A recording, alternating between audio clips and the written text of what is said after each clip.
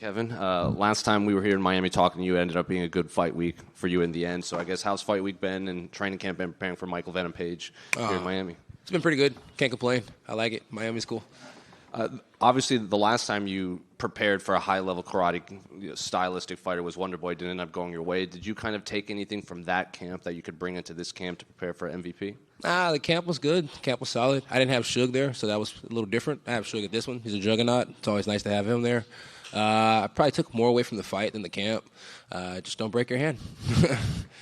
MVP was in here earlier, and he said that your name wasn't one that he thought they would offer you, but when they did, he could feel the fans were very excited for this fight. And I'm curious, do you feel that from the fans too, considering how popular MVP was before he came to the UFC and the fact that he's matched up with a high-level striker like yourself? The fans are pretty happy. I tend to read the comments. They'd have been a little bit more happy with a Wonder Boy fight, which makes a lot of sense, to super experienced traditional martial artists with good backgrounds in that traditional martial artists going at it. But they got me, and I think as long as I'm option B, I'm always a good option B for these guys, and that works for me. Well, I was going to bring that up because, he said it's basically just, he has a Kung Fu background too, and he's looking forward to, two Kung Fu fighters being in the octagon there. So is that how you're viewing it too? Yeah, everybody's Kung Fu fighting. I think I said that a while back, though.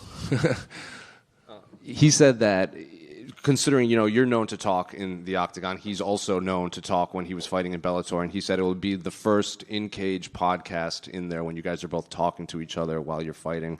So I guess what's your reaction to that? Typical big mouth, I always have a casual conversation because that's how you rule the nation, but, we'll see how much talking we do. And I am curious, how much did you know about MVP before he signed? Because a lot of fighters, they never... before your fight with Michael Chiesa, he even said, I would love to welcome MVP to the UFC. Were you a fan of his before he signed? Yeah, I was a fan of his before he signed, But if I'm a fan of somebody, I don't want to welcome anywhere, you know what I mean? It's unless it's to my house, eat some barbecue or something like that. That sounds pretty good. I don't know. Yeah.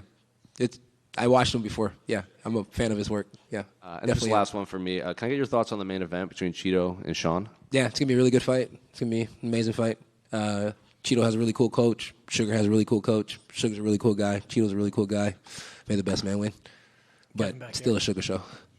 Are you surprised to see him making the jump over to the UFC at 36? Because it's something that he's been talking about for quite a few years, but he is doing it relatively late in his career. Yeah, he's definitely doing it later in his career, but, hey, Wonder Boy was old when I fought him and still an experienced vet with plenty of moves up his sleeve. So, maybe the same's here. We'll find out. And then how much extra motivation is it just to play spoiler to that, supposed big debut? No motivation whatsoever. I've been gone for a while, so just happy to get back in here. And last one, I asked him about this as well, but initially when this fight kind of broke, it was on the board when Dana was interviewed with the Knock Boys or something on a board. Was that a date that was ever offered to you, or? The original date was way back in January? Yeah. Yeah, that was offered to me. I'm a rather sooner than later guy, and it seems like I'm fighting a little bit later than sooner on this one. And I kind of put online one day. It's a free body. It doesn't really move you anywhere in the rankings. Doesn't really do anything. Doesn't give you a bonus or anything like that. It's just a free body. And if you know me, I kind of like free bodies. Thanks. Kevin, right here to your right.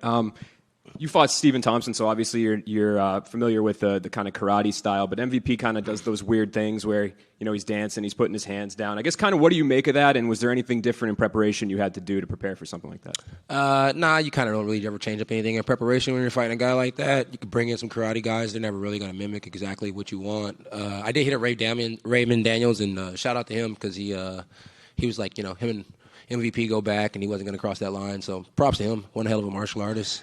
No real big changes. Same old same. If my right hand lands, it lands. If my left hand lands, it lands. In Miami, when my left hand lands, it lands nice and it lands nasty.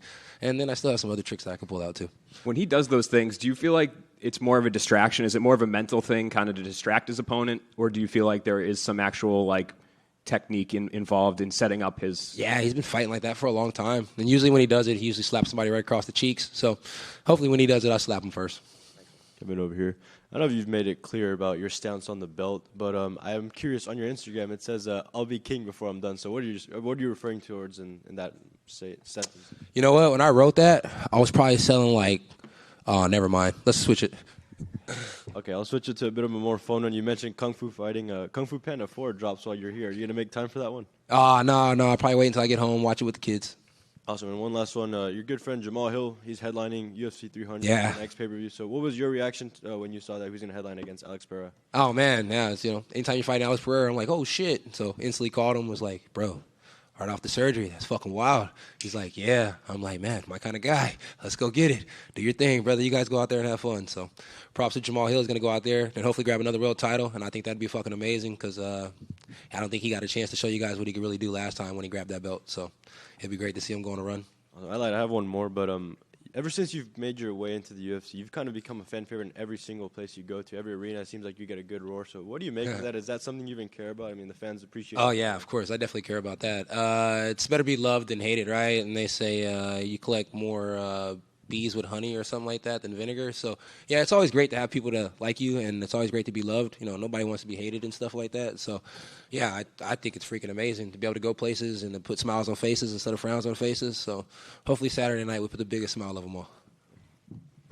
Kevin, one more right here. Usually when fighters face someone with a big following internationally, their fellow countrymen will kind of, go after the opponent. So I'm curious, has the UK fans been kind to you at all leading into this fight? Because they can be pretty vocal when you're fighting their favorite fighters. Yeah, you know what?